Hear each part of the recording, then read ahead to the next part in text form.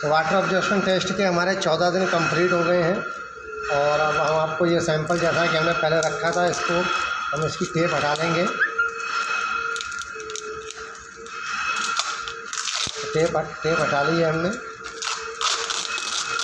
इसका ये ढक्कन खोल दिया है जो हमने फाइल पेपर लगाया था। तो आप देख सकते हैं कि इसमें पानी बिल्कुल कम नहीं हुआ, वाष्पीकरण बिल्कुल नहीं हुआ है, इसका पानी इतना ही है। और इसमें ध्यान रखना है कि जैसे अपने ओवन को सुबह बंद कर दिया, उसके बाद टेम्परेचर नॉर्मल हो जाए तो ही वेट करना है, नहीं तो ठंडे गर्म का जो है वज़न पे बहुत फ़र्क पड़ता है। हम इसमें से सैंपल निकाल लेंगे और 1 मिनट के अंदर सैंपल को सुखा के वज़न करना है। तो ध्यान रहे कि एक एक सैंपल करके निकालते जाना है अपने को। और निकालने के बाद इसको, ये हमारा टिश्यू पेपर है, टिश्यू पेपर से हम इसको वाइप करेंगे बिल्कुल, ताकि इसमें पानी ना रहे और जो हाथ में पानी लगा वो भी साफ़ हो जाना चाहिए। और इस तरीके से हम तीनों सैंपलों का वेट करेंगे। हमारा वेइंग स्केल है, ये हमने वेट कर लिया है इसका। वेट करते जाएंगे और हम नोट करते जाएंगे। तो अब हम आपको बता दें कि जैसा कि अभी हमने वेट किया था सैंपल का, तो सबसे पहले हम क्या करते हैं, स्लाइस बनाते हैं स्लाइसिंग मशीन से। उसके बाद डाई से उसका सैंपल बनाते हैं। सैंपल बनाने के बाद फिर हम 24 घंटे की कंडीशनिंग करते हैं।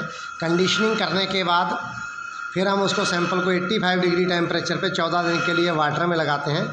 यहाँ तक कि हम पहले अब वीडियो में आपको सब बता चुके हैं, अब आगे बताते हैं। तो ये जो सैंपल थे 1, 2 और 3, इनका सबका हमने डायमेंशन ले लिया है। सबसे पहले ये हमने वाटर ऑब्जर्वेशन लगाने से पहले ले लिया था।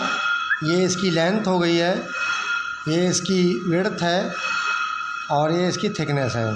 3 सैंपल का ले लिया है हमने।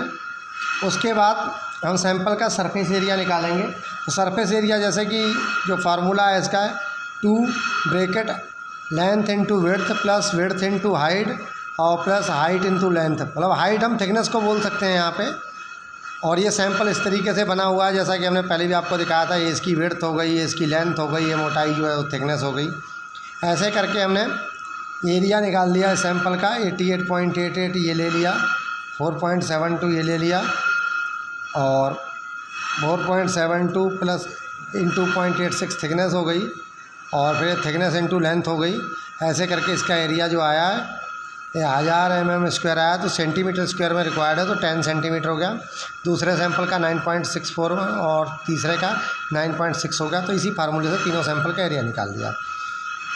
अब ये जो W1 है, जो वेट है, ये मिलीग्राम में लेना है। ये हम पहले ले चुके हैं, 14 दिन पहले हमने इसका वेट ले लिया था। ये 1 नंबर सैंपल का है, 2 नंबर सैंपल का है, 3 नंबर सैंपल का। और आज अभी जैसा कि हमने अभी आपको बताया, तो अभी हमने दोबारा ही वेट लिया, 1 नंबर सैंपल का, 2 नंबर सैंपल का, 3 नंबर सैंपल का। फिर पहले के आज जो वेट आया है हमारा ज़्यादा आएगा क्योंकि वाटर ऑब्जर्व हो चुका है। तो आज वाले वेट में से W2 में से W1 माइनस कर देंगे, जैसा कि हमने लिखा है W2 माइनस W1। तो 1.7 mg, 2.8 mg और 2.1 mg वेट आ गया तीनों सैंपल का अलग अलग।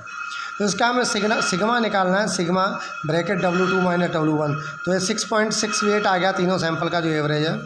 तो एवरेज निकालने के लिए 6.6 डिवाइड बाई 3 तो 2.2 mg पर सैंपल का एवरेज वेट आ गया।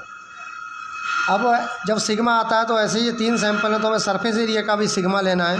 तो ये 10 जो हमारा ये वेट निकला हुआ है, फिर ये 9.641 जो ये सरफेस एरिया ये निकला हुआ है, सॉरी सरफेस एरिया इसको बोले, और ये 9.6 जो है ये तीसरा सरफेस एरिया निकला।